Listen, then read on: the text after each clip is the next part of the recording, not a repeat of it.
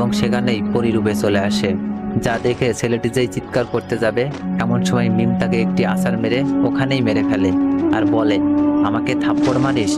এইসব দেখে কি করব আমি বুঝতে পারছিলাম না, কারণ এমন মৃত্যু আমি কখনোই দেখিনি। এরপরে মিম অদৃশ্যভাবে একটি তলোয়ার নিয়ে আসলো এবং ছেলেটির গলা কেটে ওর রক্তপান করতে লাগলো। বেশ কিছুক্ষণ রক্তপান করার পরে আবার কি যেন মনে করে ছেলেটির শরীর থেকে চামড়া ফেলাতে লাগে, যাকে বলে চামড়া ওঠাতে লাগে।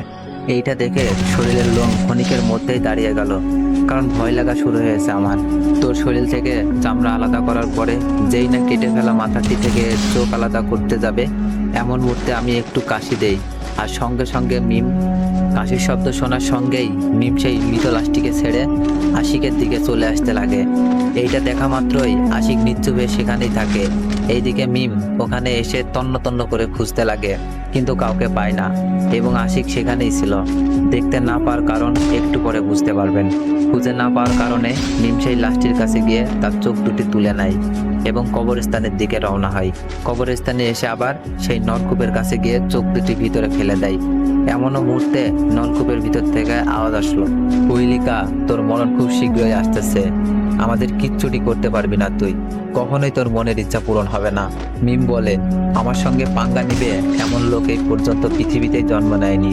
মিম হাসতে লাগে, দেখা যাবে কি করতে পারিস তুই। সেই চোখগুলোর কথার কোনো রিপ্লাই না দিয়ে মিম সামনে আসতে লাগে।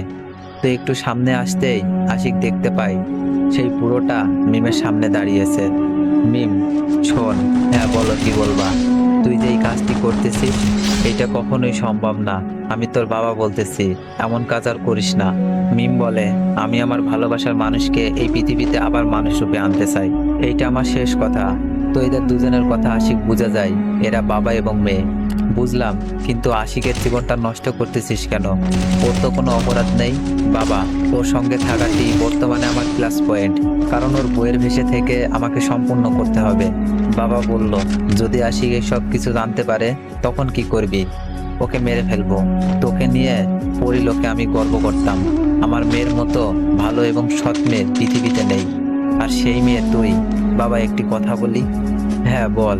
আচ্ছা বাবা, আমার কেন জানি মনে হচ্ছে এখানে আমরা দুজন ছাড়া আরো একজন ব্যক্তি আছে যে আমাদের কথা শুনতে পাচ্ছে, কিন্তু আমরা দেখতে পাচ্ছি না। বাবা হাসতে লাগলো। বাবা, হাসতেছো কেন? বলো না এখানে কি হচ্ছে? হ্যাঁ, এখানে আমরা দুজন ছাড়া আরো একজন ব্যক্তি আছে যে আমাদের কথা শুনতে পাচ্ছে, আমাদের দেখতে পাচ্ছে, এবং আমিও তাকে দেখছি। কি? সেই লোকটি একদিন তোকে শেষ করে দিবে যদি তুই এই মৃত্যুর খেলা বন্ধ না করিস। বলো এখানে কে আছে? প্লিজ প্লিজ বাবা, প্লিজ। এইটা আমি বলতে পারবো না, তবে মাথায় রাখবি একজন তোকে সব সময় ফলো করতেছে, কিন্তু তুই তাকে ধরতে পারবি না, দেখতেও পারবি না। তোমার কথা বুঝতে পেলাম, তুমি তোমার মেয়ের বিপক্ষে চলে গিয়েছো, তো যেটা ইচ্ছা সেইটা তুই ভাবতে পারিস।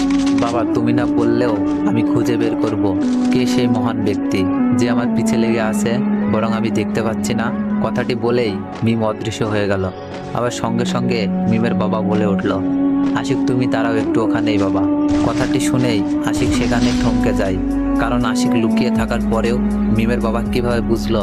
শোনো, চিন্তার কিচ্ছু নেই, মিম এখান থেকে চলে গিয়েছে, এছাড়া ও তোমাকে দেখতে পারবে না। আশিক জিজ্ঞেস করলো, আচ্ছা মিম আমাকে কেন দেখতে পারলো না? কারণ নলকূপের ভিতরের চোখগুলো তোমাকে কিছু পাওয়ার দিয়েছে, খারাপ কিছু তোমাকে দেখতে পারে না কবরস্থানে বা কোনো খারাপ কাজ করার সময়। আশ্চর্য, আমাকে ওরা কখন এমন পাওয়ার দিল আমি তো নিজেই বুঝতে পারছি না। কাল তুমি যখন এদের সঙ্গে দেখা করতে যাচ্ছিলে এমন মুহূর্তে কি ওই চোখগুলা তোমার দিকে তাকিয়েছিল? হ্যাঁ, তাহলে ওই সময় দিয়েছে যেটা তুমি বুঝতে পারো নাই। আচ্ছা, তুমি আমার দিকে তাকিয়ে কথা বলছো না কেন? কারণ আপনার ওই বড় বড় চোখ আর লম্বা দাড়ি, আবার আপনি এতটাই বড় যে আপনার দিকে তাকাতেই পাচ্ছি না ভয়ে। ভয়ের কোনো কারণ নেই, আমি তোমার কোনো ক্ষতি করব না, এইটা বিশ্বাস রাখতে পারো। বিশ্বাস করি, কিন্তু আপনাকে একটি কথা জিজ্ঞেস করতে চাই। বলো, কি জানতে চাও? মিম আপনার মেয়ে, কিন্তু আপনার মতো একজন বাবা থাকতে মিম এমন হলো কেন? আসলে বাবা কি হয়েছে, মিম একটি ছেলেকে ভালোবাসতো, তার নাম ছিল অভ্র। বেশ ভালোই দিন যাচ্ছিল, হঠাৎ একদিন দমকা হাওয়া এসে অভ্র মারা যায়। তারপর থেকেই আমার মেয়েটি পাগলের মতো হয়ে যায়, কারোর কথা শোনে না, মুখে শুধুমাত্র একটি কথা, আমার অভ্রকে ফিরিয়ে দাও। আমি অভ্রকে অনেক ভালোবাসি, ওকে ছাড়া বাঁচবো না। এরপরের মাথায় একটি ধান্দা, অভ্রকে সে ফিরিয়ে আনবে। এটা কি কখনো সম্ভব? হ্যাঁ, আমাদের দুনিয়াতে সম্ভব। এর জন্য কঠোর পরিশ্রম করতে হবে, তাহলেই হবে। তো গল্পটির পরবর্তী পার্ট খুব তাড়াতাড়ি আসবে। তো সবাই একটু ভিডিওটিতে বেশি বেশি কপি লিঙ্ক করে দিয়েন।